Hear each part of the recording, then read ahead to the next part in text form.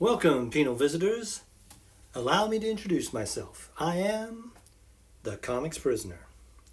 Apparently, due to crimes perpetrated against comic book art, I have been sentenced to be trapped within a page of original comic book art. And I love it! Let's call this a conjugal visit because we're going to be showing some love to some great comic book artists of yore. And I really want to thank you for taking the time to go through the metal detectors and going through the various cavity searches so we can have this little visit. I don't mind solitary confinement so much, but I do like talking to people about my paper prison here. And what a gem we have here. From Daredevil issue 125, page 6. An issue that is near and dear to my heart as it was my first introduction to artist extraordinaire Klaus Janson. Now remember, this is back in 1973 when I was just a comics juvenile delinquent, not yet a comics prisoner in lockup. Now Klaus Janson is an artist who no less an authority than Joe Rubinstein calls his favorite inker, and he remains mine too, especially of this era. Now you may think that I would be spotlighting this page from the same issue which I've heralded for 45 years because I was enraptured by the rendering Klaus did on Dee Dee's back, a rendering I'm sure penciler Bob Brown did not do. However, when I recently got a full-size look at this page, I was amazed at just how much was going on here. Starting with the beautiful panel to my right. Part of illustrating comics is world building, and this is a very believable study that Dee Dee has slinked into. I've worked as an inker, and it's so easy to try to show off, especially when you're starting, to fill every square inch with detail. But that usually results in a muddy, super dense brick that has no sense of foreground, middle ground, background relationships, no depth of field. That isn't happening here. This feels like an environment. I love not only the many textures Klaus has on display here, but his judicious use of same. Now, before I go on, I want to say that while Klaus always plussed the pencils he worked on, that doesn't mean Bob Brown was a hack. Quite the opposite.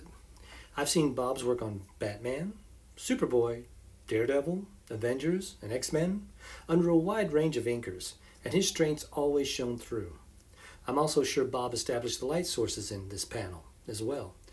But it is the job of the inker to take the shorthand pencilers sometimes use and translate it to solid ink lines.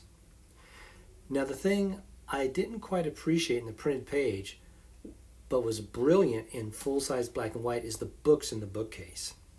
Some illuminated, some in shadow.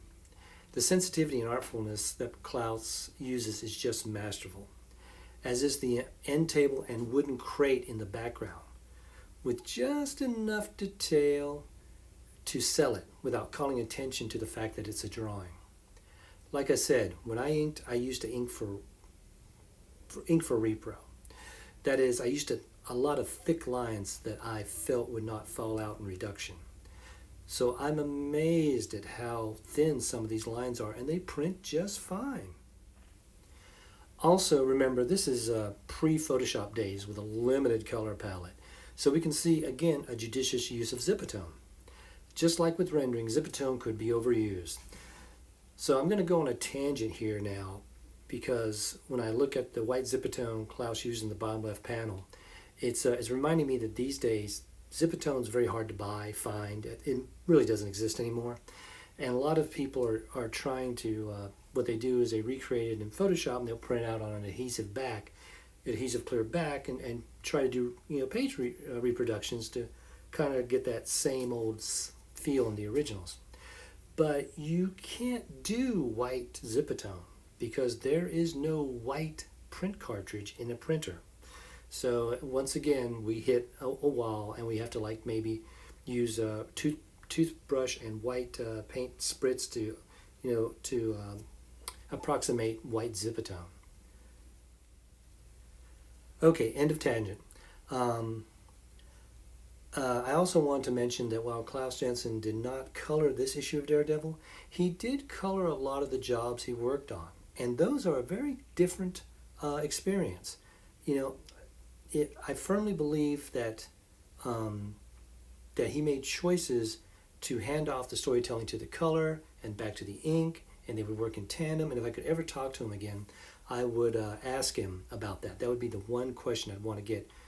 Was the Klaus Janson colored books a different experience than just the Klaus Janson inked books?